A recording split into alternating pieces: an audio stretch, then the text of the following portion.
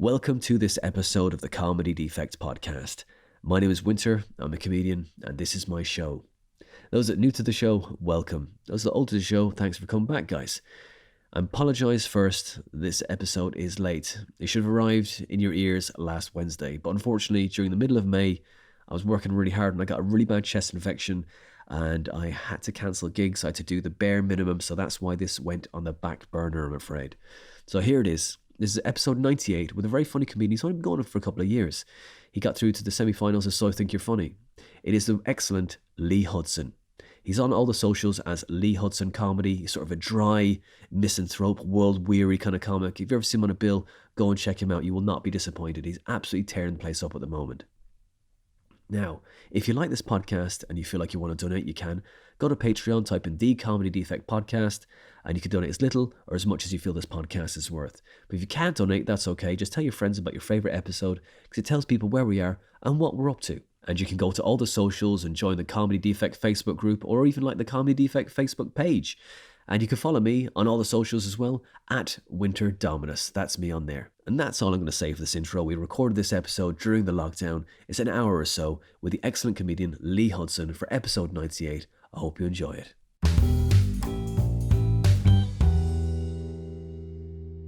Lee Hudson, thank you so much for coming on the Comedy Defect. How are you doing? What's been happening with you? What have you been doing, man? Fucking since I last saw you at Hungerford Comedy. I think I did a few more gigs after that. I've basically, whatever the restrictions have been, I've been doing gigs if they were possible. I even went over I can't remember if this was before or after Hungerford, but I went over to Sweden for a couple of shows as well. Nice. Well, that was still a thing that was possible. So yeah, man, I've just been gigging whenever I can, and then obviously I think like the 18th of December was my last one. Nice, man. You've been keeping it going, mate. Since then, so that's great, man. So yeah, as much as I can. That is fucking good going, man, considering the situation. Well, for not everything. This year, last year, should I say. Mate, I did 3 gigs last year. Do you know what I mean? I'm like, fuck you now, you know what I mean? Get off. All right, it's been great talking to you, Lee. So tell me about your bad gigs, please. I just don't want to hear any more about good stuff. It's been a great podcast. Anyway, so that was Lee. Where can we find you, Lee? Oh, mate. Yeah, not all of those 77 were good. Oh, please tell me about those now. No. So you went to Sweden, man. Jeez, how was that?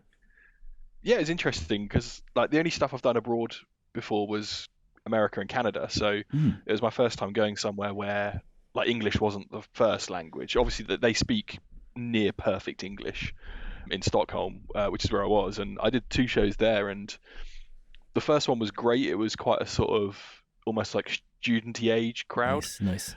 And they were quite into it and everything. And then the second show I did, it was like one where they have a sit-down dinner first, and it was a very middle-aged audience, very reserved, and like they laughed, but it didn't feel as much like a comedy gig as the first one because it was a polite laughter. It wasn't like a they weren't letting themselves go. It wasn't as wild as the first one. Yeah, that's it. Yeah, it was interesting. Like regardless though, just to have that experience to do that, it was really fun. Yeah, there were 2 really, really fun gigs, and like audiences out there were capped at 50 people at the time. I think they've reduced that even more now. So I was lucky to do them when I did.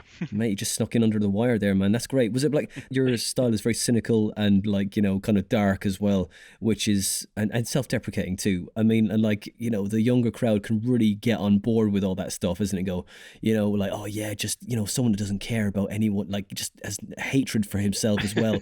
And, you know, do you know what I mean? They can really just like ride with that as well. But like the older crowd are like, well, he should have worked this out by now, you know? You know, that's what it's like. Well, why is he? Why is he not seeing someone about his problems? I mean, they really empathize with you rather than like, yeah, fuck this guy, fuck everything. Yeah, let's get drunk, unprotected sex. Yeah, spread the virus, whatever virus it is we want to spread. Yeah, no. I mean, that's what I find, like, because like the last couple of years I've been writing a clean show, trying to like just, you know, because you know what, you go all over the place gigging and stuff, you know, and then like you hit a crowd of middle-aged, like not elderly, but like, you know, middle-aged people who are just, they're either retired early and are kind of going, okay, well, entertain me, monkey boy, and you're like, okay, fine, okay, right, and they're just like, they just don't want any of your darkness. They just want to have fun and laugh without the you know, your bleeding painful soul and failure, isn't it? You know what I mean? They just want to have a nice time rather than show them, you show them your black soul that's like, pulsating within. I don't think I'm that dark. Like, okay, sorry, I'm quite self-deprecating, and I've got a bit of I've verged on it at times, but I am like, I'm pretty self-deprecating. I'm quite cynical for sure. Sometimes people vibe with that, and sometimes they don't. And I like to think I can get like a few laughs out of any audience, but the degree to which they go with you really does vary, unless you're doing sort of, absolutely sort of universal comedy. But that's something I've been trying to work on as well, and going out there helped me with that, because it's like I had to look at all my material and be like, okay, well, there's some stuff I've got which is very UK centric. Like when I talk about Rustler's burgers, they don't have those in any other country. No other country is depraved enough to have that. So I was like, I can't do that in Sweden. I'm gonna have to talk about other stuff. So you start figuring out what of your material can work anywhere, kind of thing. Desperately doing a recce around the place. Please have a Wetherspoons. Please, if there's a Wetherspoons here, I mean, just what's your equivalent to Wetherspoons? What is that? I mean, all the drinks here are like 10 or 20 quid, like, Well, so I've got a joke about McDonald's switching to paper straws. So, like, before one of the gigs, I went to a McDonald's and ordered a meal to see if they had paper straws. I mean, I would have probably gone there anyway, but I like to consider it like it was a reconnaissance mission. It was research. It was for the art. Yeah, I was doing it for the art. Nice bit of R&D there. I mean, that's it. I mean, of course, there's a writer there too. It's like, well, I usually have, I don't know what we'd have over there. What the locals eat, herring, I guess, and other. Oh God, I mean, I'm butchering fucking cultures here. So man, like how long have you been going, Lee? It'll be my 4-year anniversary on the 17th of February. That's great, man. 4 years, you're smashing it, mate. You did you've been traveling all around the place. I mean, you started in Canada, right? I did, yeah. I started in Toronto, like on the open mics there, because I was living out there for work, and I didn't know anyone there. What were you doing, if you don't mind me asking? I didn't really want to socialise with the people I work with in the evening as well. I was coaching football, which is right. That was always another hobby kind of thing, and I had a chance to go and sort of take a sabbatical and do it out there full time. And it involved a lot of evenings, and I would only get like 2 evenings off a week, if I was lucky, sometimes only one. I started on that one free evening, I started going out and watching comedy shows on my own. I'd always loved stand-up, I'd always watched stand-up, so I was like, that'll be a cool thing to do. And there used to be a club which they did like an 11 o'clock show, and it was a weed cafe as well. I don't smoke, but I don't mind being around it. Yeah. It would go till about 1:30 in the morning, and I kept going to that, and it was always packed. And because I was there on my own, I never wanted to like sit on a table with anyone, so I just stood at the back, and that was where all the comedians were. And people kept going like, "Are you a comic?" And I was like, "No, I just like standing here." Yeah. And then I got to the point where like enough people kept asking me, I was like, you know what? I've always wanted to do it. I think I'm going to do it, so that when people ask me, I can actually say, yes, I am. Yeah. So the first open mic I did out there was a place called the Hawaii Bar, which had a Friday night open mic called the Laughter Luau, Hawaiian themed open mic.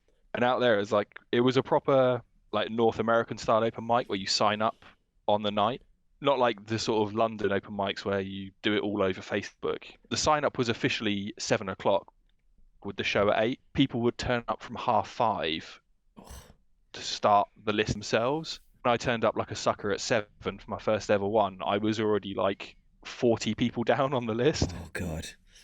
Which was just insane, really. And like I didn't end up getting up until around midnight. It was ludicrous, and I'd had a couple of drinks by then as well. Oh man. Do you remember your first joke you wrote?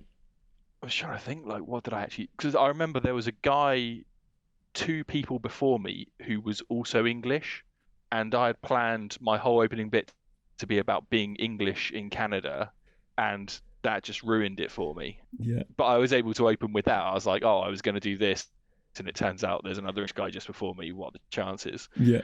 It didn't go so badly that I didn't want to do it again. And I remember afterwards, like I stayed like drinking with some of the comedians. There's a place just down the road from there. It's a really good venue called the Comedy Bar, and they put on shows there. But they also have a bar where like comedians hang out. So I went there with all the other comedians afterwards, and we just hung out for a while talking about stuff. So I was like, yeah, I'm feeling this. I just started going there every Friday. That was in February of 2017, and then I already knew I was moving back to the UK in April.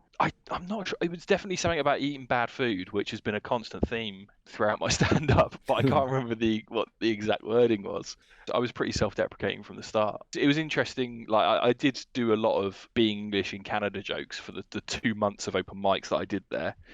When I left Toronto to come back to the UK, I went to LA for a week first as well and did open mics there. So I did open mics in Toronto and LA before I ever did anything in the UK. Nice. It was like my little escape from my work to do that once a week. Yeah, it's crazy. That's great. I mean, like that makes you just like, special already, you come back and go, well done, Mason, in Toronto and LA. I mean, like, you're already like, oh, well, okay. And, straight in the door to some of the best clubs. Like, I mean, not saying you taking away. I wasn't, trust me. I started when I came back to the UK, I did all of the notorious London open mics.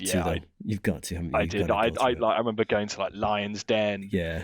Comedy Bin. One of my favourites though was one underneath a pizza restaurant on a Friday night in Clerkenwell. The Cafe Mode. Wedge Issue. Oh, Wedge Issue, right? Cafe Mode's Covent Garden, yeah. But Wedge Issue, and it was a proper open mic in that it was like poets, musicians. Great. There was even magicians there some nights. Wow. Some nights it was terrible, but I met a lot of people that I'm still good friends with now. Great. At that place. Yeah, like all the comedians used to just stand in the back near the bar just talking shit while other people were on. That's great. But it felt like a proper like good hang as well as being somewhere where you could try your latest terrible 5 minutes. Yeah. I remember when I first started, like I did, you're looking for open mics and stuff, and I was like, where else can I find open mics? Okay, and then I looked for acoustic open mic because I'm a bit OCD, so I emailed every single acoustic open mic place on that, and then I went to every place I could get a spot. Some of the venues were beautiful. You're like, oh my god, would be such a great room for comedy, but it isn't, because it's like, you've got people with guitars and they're tortured, like, prose they've written, and then you go up and just ruin the fucking the energy and the telling dick jokes. Yeah, totally. Just and like they're like, oh, what? They just hate you. There's utter hatred for you.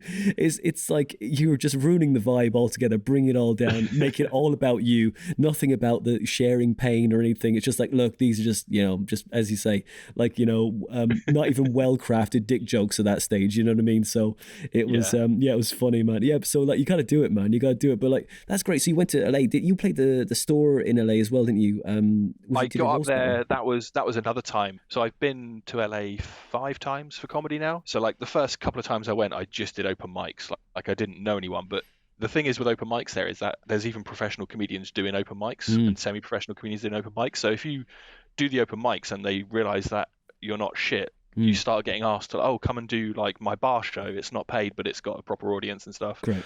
And yeah, I've done roast battle at the Comedy Store 3 times now. They've got a thing on the Monday nights there called Potluck where like about 150 people sign up on a sheet, sometimes more, and they pick like 15 people to go up in the original room at the start of the night, which is like before the pros go on. And I managed to get up on that once, so I got a 3-minute spot in the original room at the Comedy Store, which it flew by before I could even like soak it in. Like I'd only just got to sort of introduce myself and the light was going. So, but it was that was amazing though.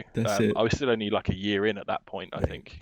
That's wonderful. Like just having that experience of in such a wonderful room, like, and there it's on the bank in the CV, mate. That's it. Off you go. That's it. And so you got to the final semi-finals of So You Think You're Funny as well in 2018. Yes. So rocketing, mate. Good work, man. This is it. I try. Yeah. That was good fun going up to Edinburgh to do that. The semi-finals there, because I did the regional like heat at Angel at the Camden Head. Great. And managed to get through. I still don't know how I got through the heat there because there was some really, really good people in my heat, but I luckily got through and then went up there, and only one person goes through from each semi-final, so the odds were stacked there, but it was still a good experience to go up there. Who were you on with? Who was your the contenders? There was an Irish guy, I think. Did he win it that year? I can't remember. A guy called Shane Clifford, who he'd never done anything over here. He was just in Ireland and then came over for that. He either won it or he got through our heat though. He was very good. I can't remember actually who won it that year. It might have been him. So he did the old trick of like, going away and gigging for like 10 years and then coming and doing this So You Think You're Funny. Might have done. So I think some people, I don't know which people, but I know I've heard of like people going like, so and so entered it after 3 years. Yeah, this is like, I legitimately entered it as quick as I could when I got back to the UK, having done 3 months abroad kind of thing. Fair play, man. Fair So, play. You stuck to the rules, man. That's it. Like I did the same. I was like, oh yeah, first year in. I was fucking terrible. Oh my god, I was so bad. It was embarrassing. It's one of those ones where, okay, well, luckily at the time I didn't have enough self-awareness to know how bad it was going. But looking back, I can go, oh my god, that was fucking dog shit. So, but yeah, good work, man. That's great. Was it? I've absolutely tanked in some other competitions though, like the Leicester Square new comedian one. I've never got through the heat. I've done that. I've tanked the heat in that twice, so that's never gone well. I was meant to be in the Bath new comedy thing at the Bath Comedy Festival this year, but obviously that got scrapped because of COVID. So that would have been a fun one because I think that's a little bit more merit based rather than have you got mates with you. yeah, rather clap off sort of thing. It was like great, rent a crowd kind of thing. Yeah, that's no fun. Yeah, that's like you're not even laughing at the jokes that are good. Yeah, this is it. You're not giving me anything. It's like it's just that's not fun. I've heard that you're a professional footballer before. Is that right? Not professional, no. I played like semi-professional non-league to a fairly low level, and then my knees. I had a couple of shit knee injuries in my mid-20s, so I stopped playing at like 25. Right. And started coaching as well. So I've done a bit of that. So yeah, obviously when I was in Canada, I was coaching football as well. That's always been part of my life. Yeah, comedy is pretty much my main love and passion now. That's it. Yeah, you just get the bug and you just get like it's like you've been you've just infected by something, isn't it? Really, like it just infests your life. You hear some people describe it as like a drug, and I think it definitely is. It's more like a cancer. It's more like a fucking cancer, man. It's like because you just can't stop thinking about it, and when you don't have it, you feel sad, and like it's like like you did 77 gigs. 77 gigs last year. Yeah, in 2020, 77 gigs. Yeah, I mean, I did 3, man. I'm like at the moment, I feel like I'm in remission of some kind. You know what I mean? Full on cold turkey. Mate, it's like I'm fucked. I'm just like, like occasionally I'll say to my wife, like, oh god, I just miss comedy so much. Just I just need to do something. I'll go write a joke. Okay, write a joke. It's not the same. There's no one to do it to. Yeah, and you don't laugh at my shit anymore. God damn it. No fun. But yeah. Have you done anything on like Zoom or anything? That's what happened. I did 3 gigs on Zoom, and I was like, oh god, I hate this. There's no feedback. I don't know whatever gig I was. There was no feedback from the audience, and the audience were too busy fucking fucking bantering with each other on the fucking comments. You know what I mean? It's like, guys, focus. It's me. It's about me. Fuck you. And so it's like a corporate gig when they could just fucking chat via text message. You know what I mean? It's but like honestly, look. I mean, I might give him a second fucking blast because honestly, I'm starting to lose my mind a little bit. I've been doing little other things to kind of keep my brain from atrophying, and so because I'm just desperate. I'm fucking desperately. That's what I'm trying to say.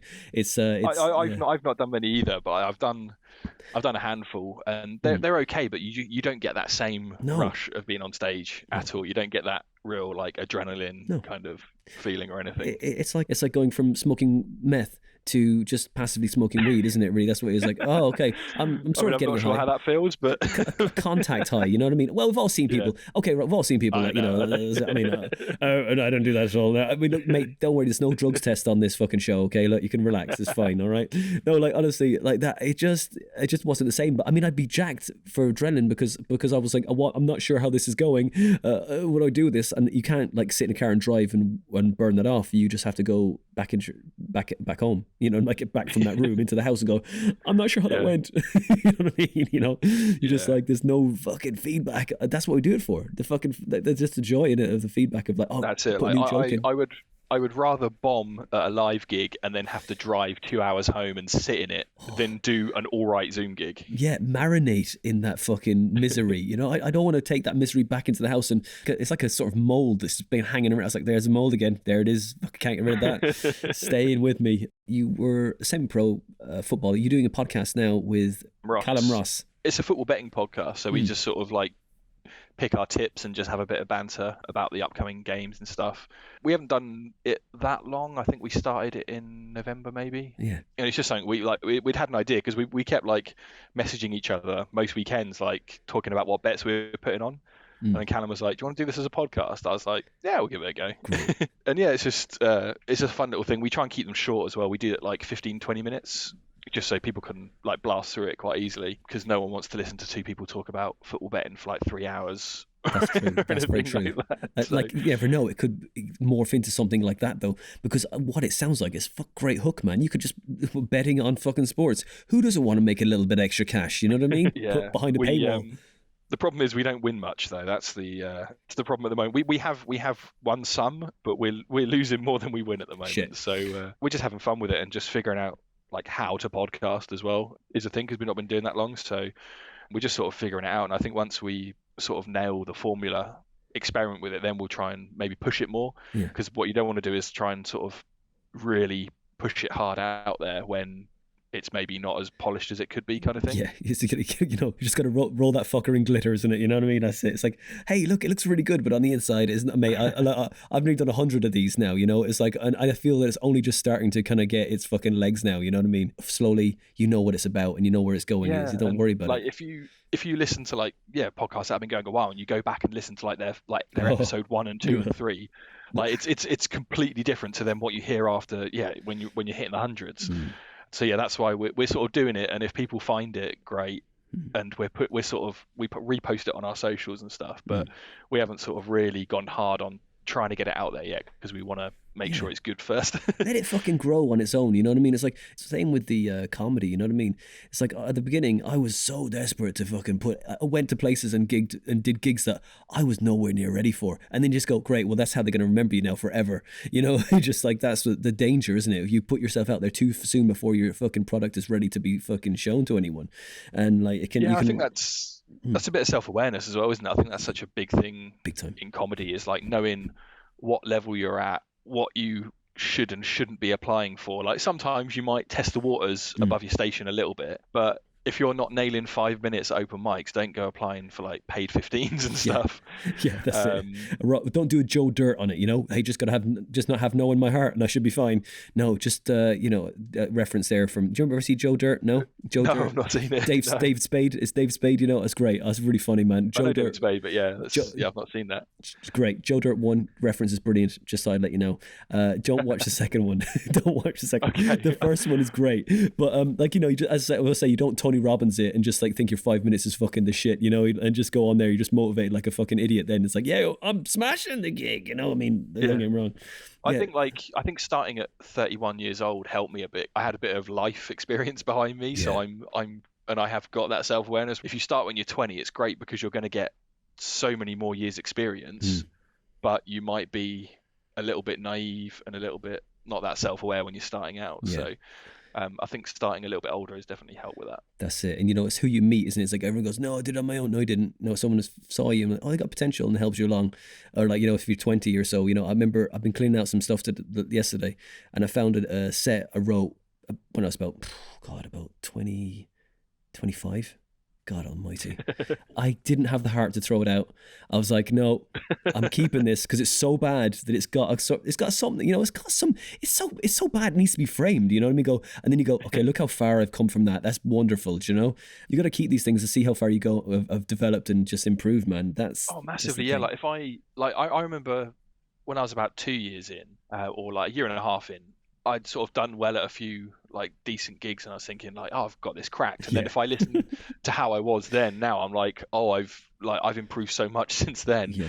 And I'm sure like if I listen back to what I'm doing right now in like 3 years or something, I'll be like, that guy didn't know what the fuck he was doing. Which is great, which is wonderful. It's humbling, you know, and it shows growth as a person as well. It's like, yeah, I'm nearly there. You just like feel like you're just getting into your groove and into the pocket, you know.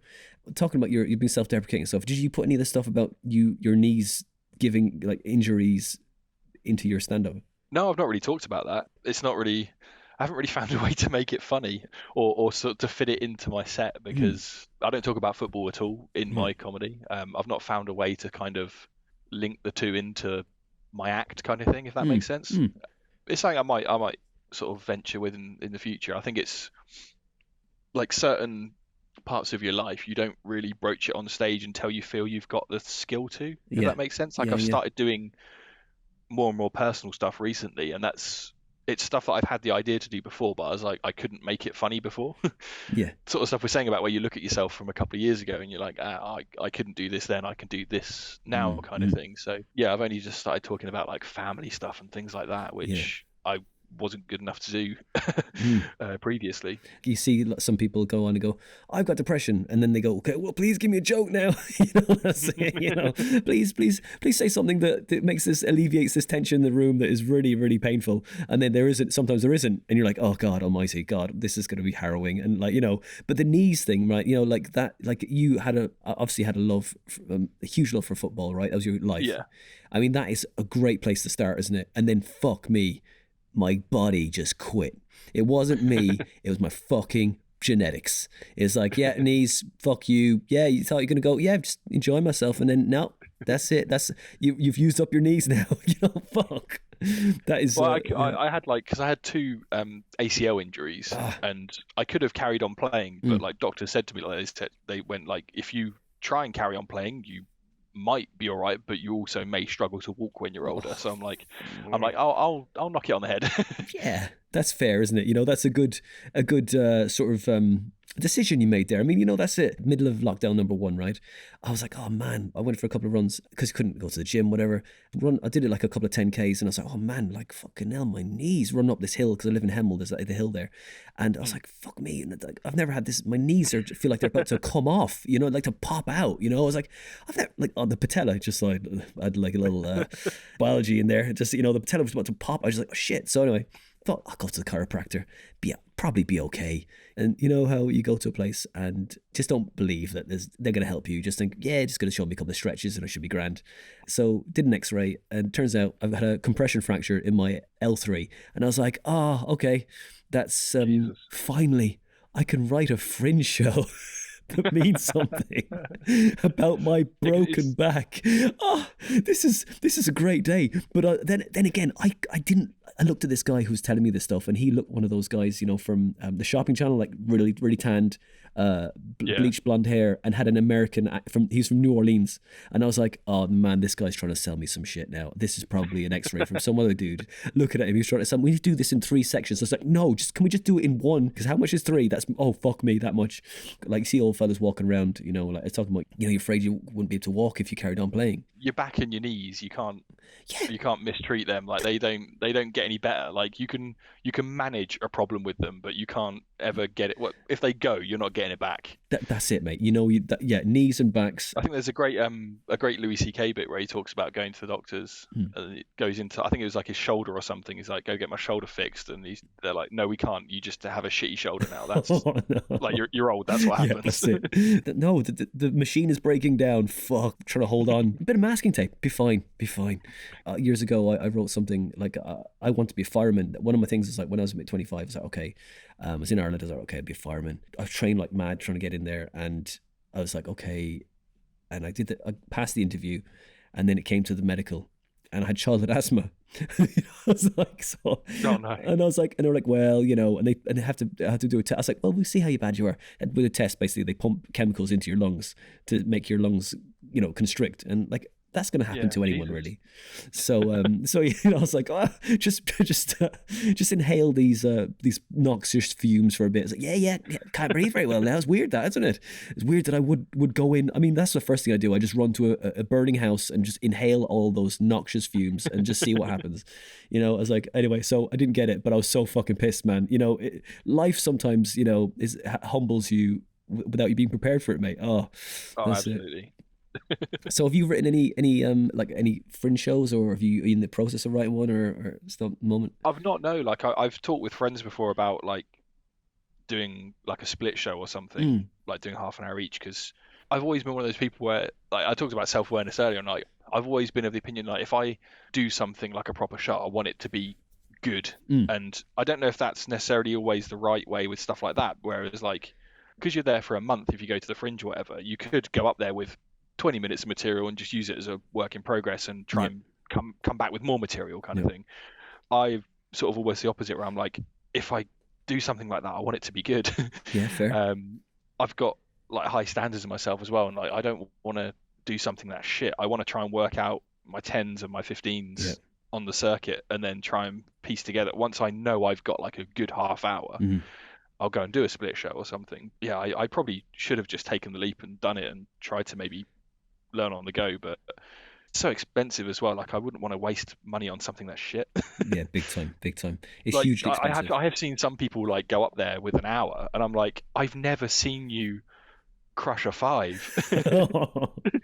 Like I've only ever seen you die. Why are you putting Yeah. suspecting members of the public don't deserve that? You're a fucking sadist. That's a very measured approach to it, really. Like, It's something I definitely want to do and like aspire to do kind of thing. But yeah, like whenever I've had money rather than that, I've, like I say, gone out to LA or something and just done spots out there, because you can do, like, as long as you've got no standards about what you're doing. If you don't mind doing open mics to just comedians, you can do 4 or 5 spots a night, which it's just good fun as well. yeah, I bet.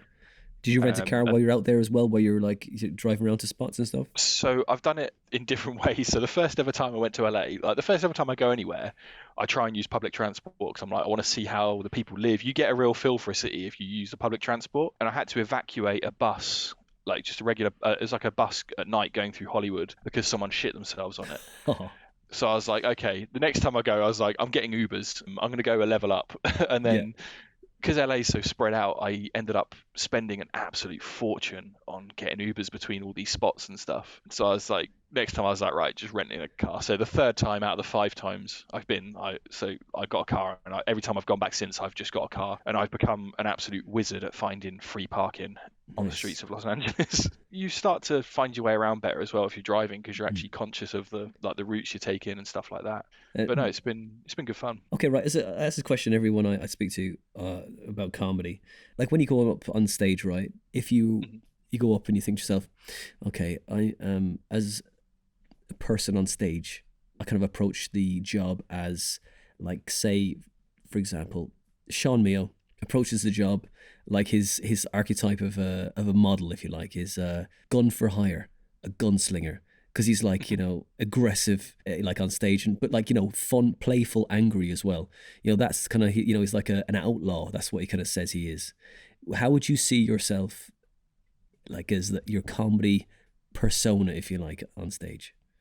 The thing is, right, about this, right, is like, I asked this one, I've had, someone said to me, an IT help desk. Yeah, thank you, IT help desk, but first, the first level 1 for help desk, and I was like, where they just don't care, and don't know. Basically, just turn that on and off again. It was great. I loved it. I was like, that's brilliant. Yeah, so like a despondent retail employee would probably be, would probably be a good one, actually. So quite similar to that. Yeah, like the person behind the till at McDonald's who doesn't actually care that your order's wrong. Probably that sort of kind of vibe. Because like I say, I'm quite cynical, quite self-deprecating, and I've learned to not particularly care if an audience doesn't completely go for it, and I just power through. Right. Like, I mean, everyone has the bad ones now and again, and I'm finding that I'm getting them less, but they still definitely happen. And yeah, just going through with it, and just, I will do this material, I will do my 10 minutes or whatever. And okay, you're not on board, but I don't care, I'm going to finish it off. Yeah. I know this is good. You are just, I'm just casting pearls among assholes right now. That's what it is, right? You just don't know the value of this stuff. This dick joke I know this has got laughs elsewhere. Yeah, totally. Yeah, I think this might be an old trick. Like, but I saw someone say, like, I know this got laughs somewhere else, and they played a tape. This is how long ago it was. They played a tape of the gig that joke got laughs at another place, and I was like, oh, that's brilliant, that's lovely. That is amazing. It's like, it's you that are the problem. Yeah, exactly. Me. Look, obviously you're just not committing to the bit, that's it.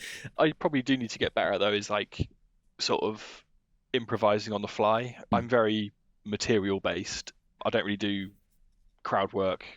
Like, if something does happen in the room, I'll try and address it really quickly and then get back onto my material. Whereas I probably could be better at, like, being in the moment with stuff like that is something I want to get better at, for sure. Have you done improv as well, or? I haven't, no, never done it. There's places in Los Angeles where they do like improvised topic open mics. So there's like you get given like a random subject that'll just get thrown at you, and you have to make a joke about it. Cool. And that's quite fun. That's the closest I've come, but I've never actually done like improv. Is that what's that called? Is that the one, Stand Up Without a Net? What's that? Set list. Yeah, that's it. Oh, I'd love to do that. Sounds fun. It's not as good as that. These are like at open mics, but it's still a fun thing to do. It's something different. because I was in LA in February just before everything happened, and there was just around the corner from the Airbnb where I was staying, there was an 11 a.m. open mic with the random topic. So I'd go and get breakfast somewhere, and then that would be the start of my day every day for the 2 weeks I was out there. I would do the Great. Improv open mic. Fun. That's it. Good way to start the day. Yeah, just let it go, man. That's good. Yeah. So how was it? Like, I mean, because how'd you go with that? Was it fun? Yeah, did it something was come it out was of good. Like I say, it was at 11 a.m. So it wasn't like I was doing that instead of doing something else. It was just a fun way to get the brain going at the start of the day. And like literally their mics start from that sort of time out there every day, because so many of the comedians out there don't actually work. Yeah. Or they've got like random jobs with random hours. So Yeah. there would still be like 15 people or 10 people showing up to these mics at like 11 a.m. or Whoa. midday, Mad. which it's Great. crazy. It's great. Comedy 24 hours a day. Brilliant. Pretty That's much. it. That's why I like to go out there, because you start your day at lunchtime doing comedy, and you Yeah. just go all the way through until like 2 a.m. Oh, great. That's great. Which is ridiculous, really. Man, brilliant. And it's also the weather as well. You got the weather too. It's not like the Yeah. Fringe where it's pissing down with rain 1 minute and then like kind of semi-warm the next. That's it. That's mad. That's great. Yeah. I want to try and fill New York out a bit more as well, because I've done a couple of open mics there, but I've never properly got into it there as much as I have in Los Angeles. And New York's like obviously a place I like revere as well. It's like one of the homes of comedy, isn't it? Of course. I need to get. Have you been out anywhere at all? Do you know what? I had a flight booked to New York for 2 weeks in November. And fuck, I was so pissed off, man. I was like, I was gonna go and like feel it out and have fun with it, because I did loads of gigs like the year before, like traveling around the place, having fun. And just was like spent a week or so there, just kind of gigging all around the place and just getting to know people and stuff. And like then I was like, yeah, New York's on the list, and I was like, right, let's do everywhere I can get in Europe. And it was so fun. I was so pissed off, man. I was like, oh, but hey, it's all right. I'll do it. I will do it. It's on the list to do. And then I mean, I was due to go out there last year, and I had to can it as well. So man, but the stuff I did in Stockholm though has given me a bit of a taste for like getting out and seeing Europe more, because I've heard there's like amazing scenes in like Amsterdam, Berlin, Barcelona. That's it. Those sort of places. So yeah, man, there is like you get France as well, like there's Poland too, Russia. There's like all these places, man. You can just go and do gigs to expats, So it's like, it's kind of like, oh, okay, cool. Like, where's the locals? Well, they're somewhere else, But like, I mean, there's some here. That's cool. But no, but yeah, that's it, man. It's about just testing, see what works everywhere, isn't it? You want to become internationally like accepted with your material, isn't it? Really, it's like, okay, what works? Okay, great. This. Yeah, okay, that's fantastic. it, and it's just fun. And I think you build experience as a person as well as a comic doing that. And you see, like, there are some people who, like, they're good comics and like they'll absolutely kill gigs in London, but they're very London centric, and you're like, I'm not sure if this would work outside of London. A certain type of audience, kind of thing. And that's, like I say, what I've been trying to get better at is just being universally funny rather than completely just only being able to play to one type of crowd. But like I have been guilty of that. You go to London, you're like, okay, right, they're kind of like a little bit more fluffy, nice stuff, more cerebral. Then you go further north, it's like, okay, right, I want your darkness. You're really like just want the horror. It's a totally, even just like I say, different counties, man. It's just changes. Yeah, that's it. Like you could do a gig in, I don't know, Sussex, and it'll be completely different than if you go out to Essex and people are a little bit more rowdy. Totally. Essex audiences seem to like me for some reason though. I find it's weird, like Essex and the West Country, for some reason I've never had a bad gig in either of those places. Just everywhere in between I've got to try and sort out. That's all right, man. It'll come together, man. Is there anything you ever had to like struggled with to sort of like get yourself up on stage? Like I had a real terrible time with gong shows when I first started out. Like I remember I did King Gong at the London Comedy Store when I'd only been back in the UK for like 3 months, so I was like 5 months, 6 months in total, and I did like 1.5 minutes, just absolutely died on my ass. I was lucky to do 1.5 minutes. And then I went back like 2 years in, and I'd written like a one-liner set, because I thought that would be the key to doing well there, which was like if I just hit them quickly with punchlines, I'll be fine. And they weren't having the first one, so they then fuck. subsequently weren't having any of the rest. And I did less time than I did the first Oh time. no! What time was your time the second time? It was like a minute, mate. I did 17 seconds the first time I did it, mate. I was fucking terrible. So yeah, you're fine. Don't worry. But then it was in December 2019. I did 3 gong shows in December. Yeah. I did the Honk Show at Moth Club right. out in Hackney, and I beat that. I got to the final, but didn't win the joke off at the end. But I survived that. I beat the Blackout, but that was like the 5th time I beat the Blackout, because I find that's like the most forgiving of all the gong shows. Yeah.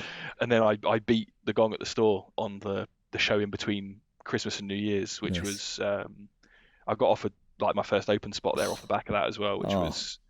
But that was meant to be in May of 2020, so that has never happened, and I still need to try and scramble to claim that when they eventually reopen, along with the other massive queue of people that will be doing the same. So it's all right, man. You're on the list, man. You're on the list. You'll get back in there, man. No problem.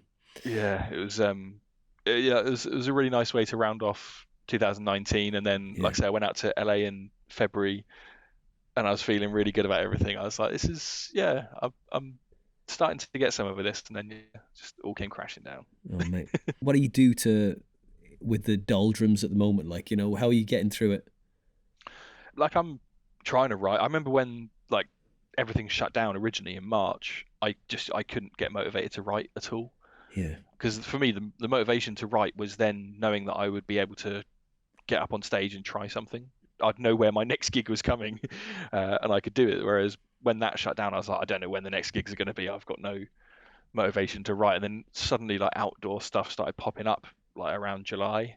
So I was like, okay, and I started writing again. And I think I've been fairly consistent with it since then. I've like jumped on like Zoom calls with friends to do like little writing sessions and things like that. That's good, man. And like using writing prompts in like groups online and stuff, which is just trying to keep the brain ticking over kind of thing. But it's been difficult. Like you say, like I can't imagine what it's been like to only have done like 3 shows since the pandemic as well. Like that's it's been tough, mate. I'm gonna have to go back onto the Zoom things, man. Oh god, it's just I've just to hear the words coming out your mouth kind of thing. Like I'm starting to fucking do material to fucking the dentist, mate. I swear to God, like it's getting fucking stupid now. I got dressed up to go to the fucking dentist the other day. I was like, oh, this is Winter. This is your life now. This is fucking it. Anyway, at least I've got some stuff about dentists and fucking other random shit that I've had to buy for things, for houses or whatever it is, for my house. And like, okay, right, I need to buy some. But like, honestly, I've become like a fucking Victor Mildrew, with fucking my material now at this stage, because shit has just not been happening at all. I went to buy a toilet seat from fucking this shop, and I was like, you've no idea how hard it's been to fucking find this toilet seat. Not all toilet seats are fucking made equal. And she was like, okay, right, okay, security. This guy's fucking lost his mind. And so it was one of those, mate. I've been writing stuff. I've written you saw some of my stuff the other day. Fuck what I'm talking about. Jesus Christ, man. I'm starting to fucking all my conversations with the other day. But I had this I went to, we did the last gig that I did, right, with you was before the one in Hungerford was the one in with Mr. Stamp.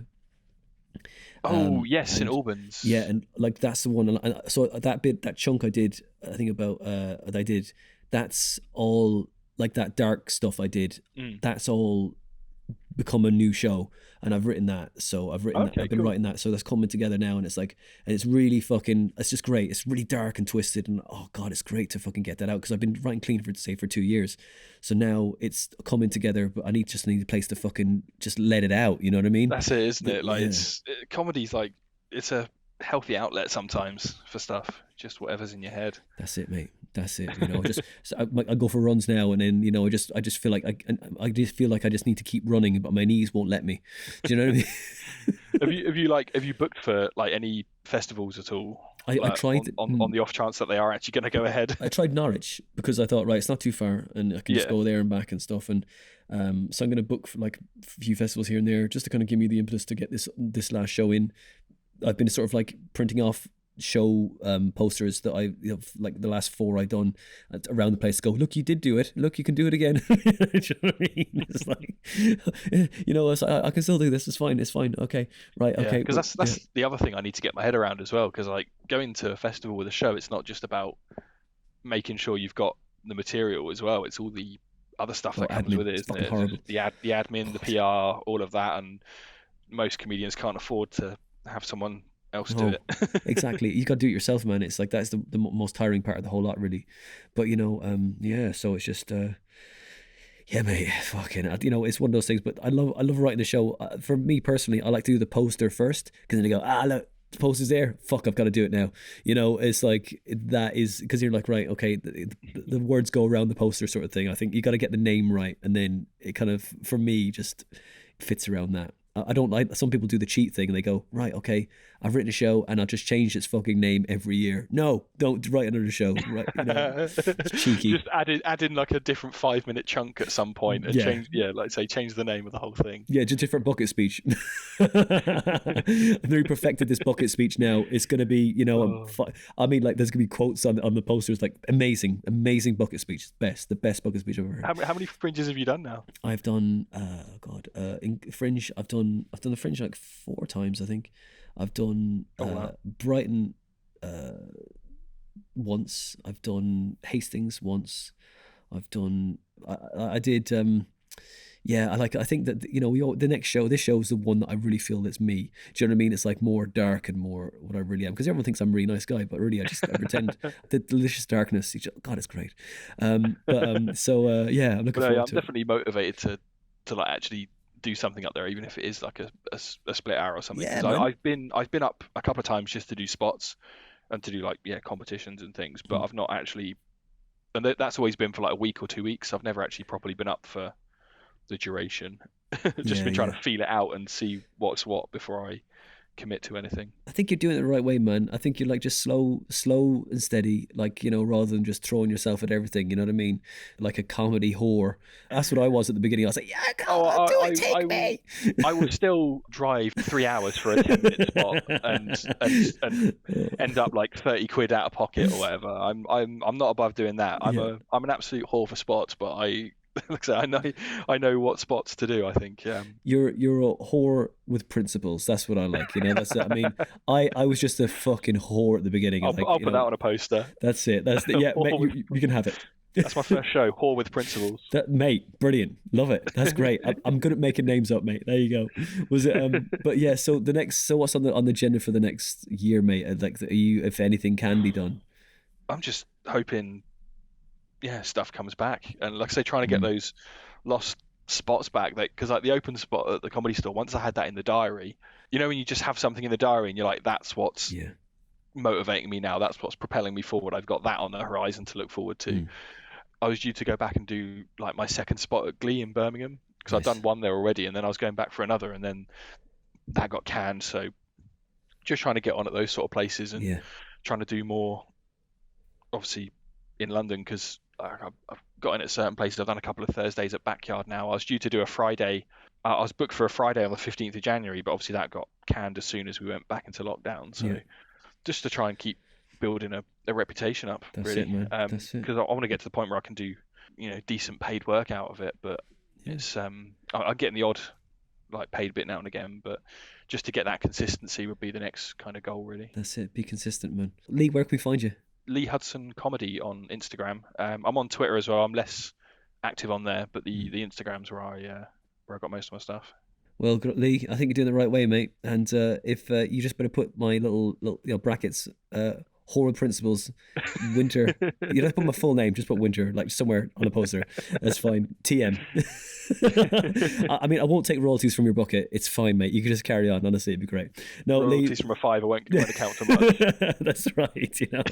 That's it. I'll give you the euros. You can have every euro. But there might be a scanner to stop people with euros coming through soon. I mean, that's how it's getting at this stage. Yeah, Brexit Britain. Mate, that's it. But Lee, thank you so much for coming on the show. It's been a pleasure talking to you. Man. And it's always a pleasure to see you at gigs, mate. Nice one. Thanks.